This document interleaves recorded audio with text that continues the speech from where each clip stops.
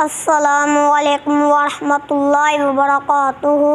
وعلیکم السلام ورحمۃ اللہ وبرکاتہ۔ استاد جی میرا سوال ہے، ہم نام محمد پر انگوٹھے کیوں چومتے ہیں؟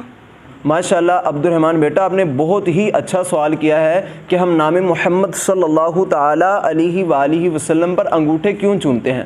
تو سب سے پہلے آپ سب بچے مجھے یہ بتائیں کہ کیا ہم نبی کریم صلی اللہ تعالیٰ علیہ وآلہ وسلم سے محبت کرتے ہیں؟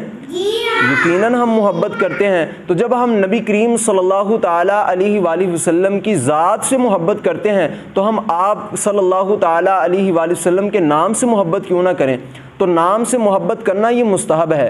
پیارے آقا کریم صلی اللہ تعالیٰ علیہ وسلم کا جب بھی نام آئے تو ہمیں انگوٹھے چومنے چاہیے، ضرور چومنے چاہیے، یہ ایک مستحب عمل ہے۔ اور جو لوگ انگوٹھے چومنے سے منع کرتے ہیں، روکتے ہیں، انہیں نہیں روکنا چاہیے، کیونکہ حدیث مبارکہ کا مفہوم ہے، ایک مرتبہ حضرت ابوبکر صدیق رضی اللہ تعالیٰ عنہ آپ نبی کریم صلی اللہ تعالیٰ علیہ وآلہ وسلم کی بارگاہ میں حاضر تھے، تو اچانک اذان ہوتی ہے، اور اذان ہوتے ہی جب مؤذن اشہد ان محمد رسول اللہ جب مؤذن یہ کہتا ہے تو حضرت ابوبکر صدیق رضی اللہ تعالیٰ عنہ آپ اپنی انگوٹھے کو چوم کر اپنی آنکھوں سے لگاتے ہیں۔ تو جب حضرت ابوبکر صدیق رضی اللہ تعالیٰ عنہ اپنے انگوٹھے چوم کر اپنی آنکھوں سے لگاتے ہیں تو پیارے آقا کریم صلی اللہ تعالیٰ علیہ وآلہ وسلم کو یہ عمل بہت ہی اچھا لگتا ہے، بہت ہی پسند آتا ہے۔ تو پیارے آقا کریم صلی اللہ تعالیٰ علیہ وآلہ وسلم نے ارشاد فرمایا، جو بھی میرا امتی یہ عمل کرے گا تو میں قیامت والے دن اس کی شفاعت کروں گا۔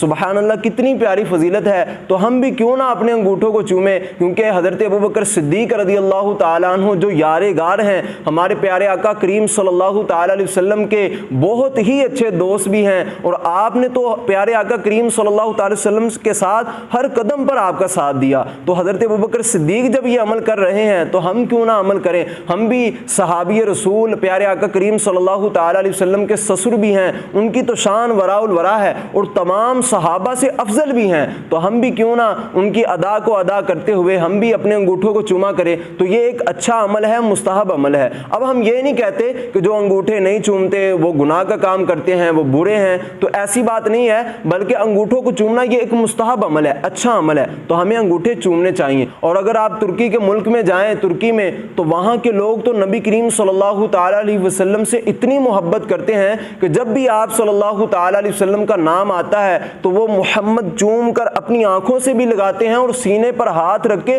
اپنی گردن کو بھی جھکا لیتے ہیں۔ تو وہ تو اتنی محبت کرتے ہیں، اور ہم خالی انگوٹھے چومنے کی باری آئے تو ہمیں لوگ منع کرنا شروع کر دیتے ہیں۔ تو اگر ہمیں کوئی منع کرے تو ہم نے پھر بھی اس کی بات کو نہیں ماننا، ہم نے انگوٹھوں کو چومنا ہے، کیونکہ یہ صحابی رسول کا طریقہ ہے، اور ہم نے یار غار نبی کریم صلی اللہ تعالیٰ علیہ وسلم کے جو یار ہیں ان کی ادا کو ادا کرنا ہے، اور ہم نے بھی انگوٹھوں کو چومنا ہے۔ اللہ تبارک و تعالی ہمیں نبی کریم صلی اللہ تعالیٰ علیہ وآلہ وسلم سے پکی اور سچی محبت کرنے کی توفیق عطا فرمائے، اور آپ کے صحابہ سے بھی پکی اور سچی محبت کرنے کی توفیق عطا فرمائے۔